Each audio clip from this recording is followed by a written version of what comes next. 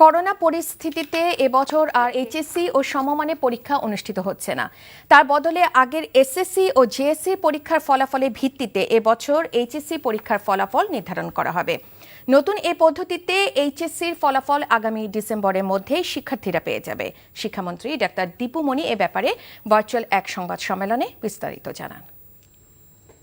HSC পরীক্ষার্থী তারা প্রত্যেকেই দুটি পাবলিক পরীক্ষা অতিক্রম করে এসেছে, জেএসসি এবং এসএসসি।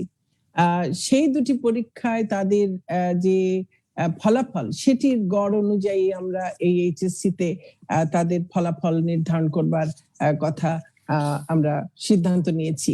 এখন যারা এসএসসি তে মনে করেছে যে তারা যেই বিভাগে আছে সেই বিভাগে তারা ভালো করতে পারেনি বলে বা সেই বিভাগে তারা পড়াশোনাটা সেই বিভাগেই চালিয়ে যেতে চায় না বলে তারা সিদ্ধান্ত নিয়ে বিভাগ পরিবর্তন করেছে, তাদের মূল্যায়নের ক্ষেত্রে আমরা একটা বিশেষজ্ঞ কমিটি গঠন করেছি। এই সকল বিষয়কে বিবেচনায় নিয়ে আমরা এই বছরের ডিসেম্বরের মধ্যেই আমরা আমাদের চূড়ান্ত ফলাফল আমরা ঘোষণা করব ইনশাআল্লাহ।